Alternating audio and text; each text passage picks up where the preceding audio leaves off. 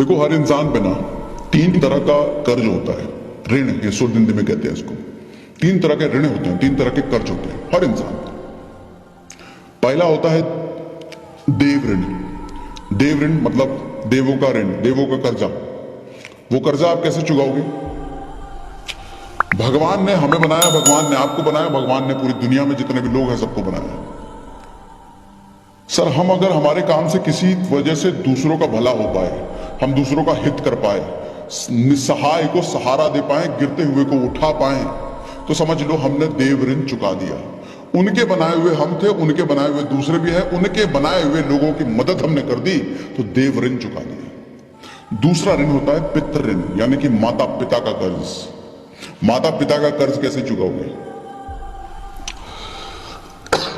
माता पिता की सेवा करके, उनकी इच्छाएं जो वो खुद से पूरा नहीं कर पाए, वो इच्छाओं को पूरा करके, उनको खुशी देकर के माता पिता की इच्छा को पूरा करके ये ऋण चुकाया जाता है। और तीसरा ऋण होता है गुरु ऋण, गुरु का कर्जा। गुरु का कर्जा कैसे चुकाओगे? गुरु को दिन भर 4 बार फोन करके नहीं कर्जा चुकता, उनका पैर दबा के कर्जा नहीं चुकता। गुरु का ऋण चुकता है गुरु ने जो सिखाया है, उस सिखाई हुई चीज को समाज में इंप्लीमेंट करना, खुद पर इंप्लीमेंट करना, उससे गुरु का ऋण पूरा होता है। ये 3 ऋण जिसने चुका दिए, उसका जिंदगी फिर निकल पड़ता है। फिर कामयाबी के रास्ते में उसको बाधाएं तो आएंगी, मैं नहीं कहूंगा बाधाएं तो आएंगी, लेकिन उसको पता नहीं चलेगा ये बाधा थी क्या, फिर निकल गए। बाधा को एक झापड़े पर करके साइड कर देगा, वो उतना मजबूत हो चुका है ना वो। देखो, भगवान ना, जब आप इस तरह से सोच रखते हो, इस डायरेक्शन में काम करते हो, तो भगवान बड़े अजीबो गरीब तरीके से आपकी मदद करते हैं, बड़े अजीबो गरीब तरीके से आपके साथ काम करते हैं। घटोत्कच महाभारत में जानते हो ना, भीम का बेटा, राक्षसी से शादी हुई थी भीम की, हिडिंबा। तो उसका बेटा एकदम भयंकर बलवान ताकतवर।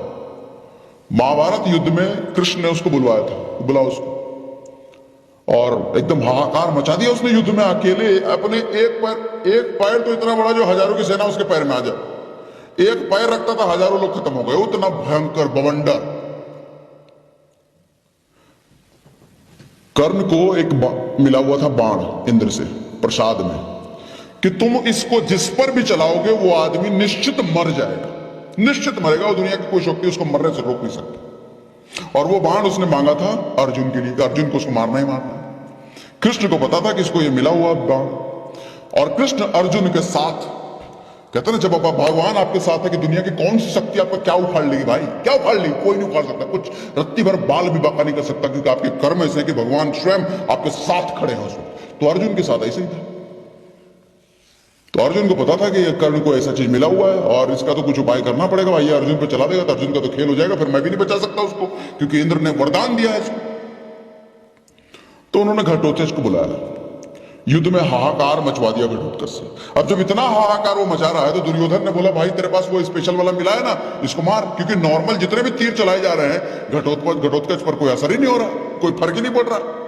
तो दुर्योधन को बोला वो जो स्पेशल वाला जो तुम लेकर के आए हो इंद्र से, वो चलाओ, इसको मारो। कर्ण बोला नहीं, उसको नहीं मारेंगे, उससे तो हमको अर्जुन को मारना है। बोले अरे बेवकूफ, अर्जुन को तो तब मारोगे जब जिंदा बचोगे, पहले इस राक्षस को मारो। तो निकाले वही अर्जुन इंद्र वाला, उससे घटोत्कच पे चलाए, घटोत्कच बेचारा खेल खत्म, उस मर गया वो। कहना क्या चाह रहा हूं, भगवान ने घटोत्कच को मरवा करके अर्जुन को बचा लिया। ये मत समझो किस्मत खराब है, ये मत समझो कि मेरा टाइम खराब है। सर, किस्मत खराब कुछ नहीं होता, टाइम खराब कुछ नहीं होता, सिर्फ समय का खेल होता है कि समय आपकी परीक्षा ले रहा है, आप उस परीक्षा में पास हो जाओ, आगे निकल जाओगे। हर जगह आप देख लो, रामायण में देख लो, बजरंग बली की भी परीक्षा हुई, समुद्र लाने वक्त राक्षसी आई थी टेस्ट लेने के लिए कि तुम्हारी कितनी बुद्धि है, वो देखने के लिए आए थे। राम का भी परीक्षा हुआ, लक्ष्मण का भी परीक्षा हुआ, भगवान कृष्ण तक का परीक्षा हुआ, पांडवों तक का परीक्षा हुआ, हर किसी का परीक्षा हुआ, और जिसने परीक्षा पास कर ली वो महान होकर चले गए।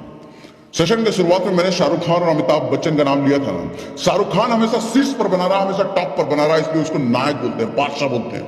लेकिन अमिताभ बच्चन शीर्ष से लेकर के शून्य पे गिरा, और शून्य पे गिरने के बाद वापस शीर्ष पे चढ़ा, और वो भी उस उम्र में चढ़ा जिस उम्र में लोग गिव अप कर देते हैं।